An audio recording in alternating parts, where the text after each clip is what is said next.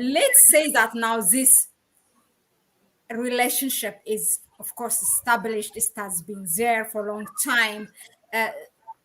People say that, or analysts or different media say that there are things that Africa should be cautious about, or the Western media go say blatantly, actually go accuse China. The relationship is exploitative, not really a reciprocated one. Is that so?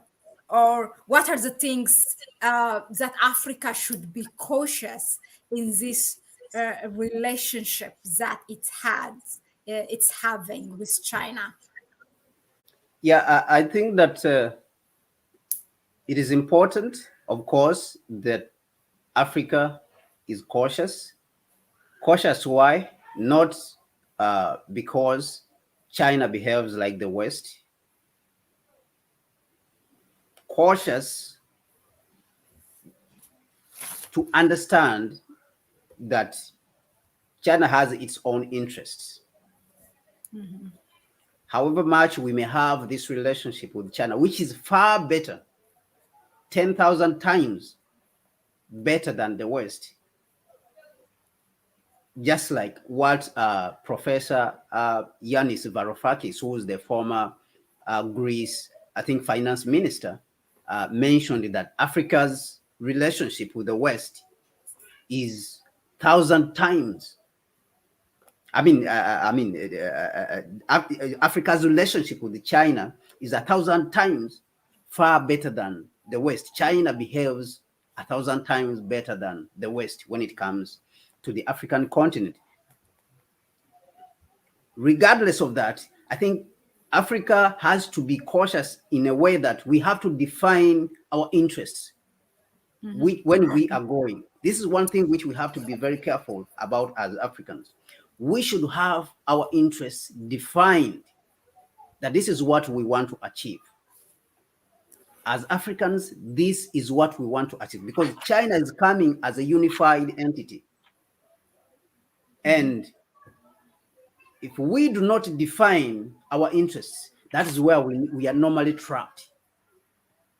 You know, whether it is the Indians, whether it is the Turkish, because we see all these ones throwing up, whether it is the Europeans, whether it's the UK, which has come out of the European Union and is trying to reassert itself. What will trap us is if we do not define our interests. Number two, I think that aside in defining our interests, we need to be cautious and understand that regardless of how we define our interests in our narrow countries, smallish countries, we cannot have those interests matching up to the power of China, which is an economy of more than $30 trillion if you are talking about purchasing power, which is right now is rated the biggest economy in the world by purchasing power.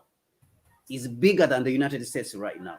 So the interests of Gabon or Kenya or Togo cannot match up with the interests of China, regardless of how China may favor us. So what does this say?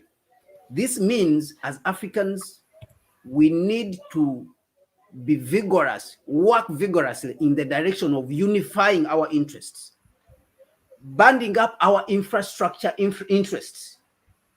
For example, we have spoken about the African Union in Agenda 2063 has projects like the integrated, the Africa integrated high-speed railway network. Mm-hmm. Agenda 2063, it has the Africa integrated high-speed railway network. So it is important to understand that if we integrate our interests in form of infrastructure and say we want a railway network across the African continent, this is what we are coming with China. Help us to do this. And we push it. All the leaders, whenever they go to China, they should be able to highlight this particular list of interests which we have defined. That means we have a core a core list of interests, a core list of infrastructure which we are pushing. So this is one of the things which I would be cautious about. This is one of the things I would caution the African leaders when they are going there, regardless of the interests they may have in the various states. Those interests cannot match up, and I want them to have those interests, as we have said, definitely. But those interests cannot match up or cannot upset China's interests. It will always get an upper hand, a slight upper hand, upon the small countries. But when you come as a union of African states and you say we have a list of intercontinental infrastructure projects that we want to achieve on the continent, highways, a high-speed railway network, or what we have defined, or what even I'm currently working on, the Africa Rail, the Africa Railway Triangle Network Master Plan, which is supposed to enhance the objectives or to help to achieve and fast track the objectives of the Africa Continental Free Trade Area. So such projects, these are projects which we should be going to China with. So I want to repeat, number one, we need to define our interests, clearly define our interests, but more so those interests, if we have defined them, we need to go to China and engage it with the unified continental infrastructure projects. And also our GDP, you see that on the other side, will be enhanced, that we are a GDP of $3.5 trillion. It means that we will be on good footing, because China is an economy, when you are talking about nominal GDP of 19 trillion, if we have 3.5 trillion, at least we can push for a better deal compared to a country going with $100 billion or some of them $4 billion to engage with China. On this African continent, the biggest economy we have is $504 billion. It's not even up to $1 trillion. So how can you negotiate with $19 trillion? So I think there, our interests, we need to balance it when it comes to our engagement with China. Very interesting, really very interesting. I always enjoy, if just my full-time job is here and get listened to, we learn a lot, really.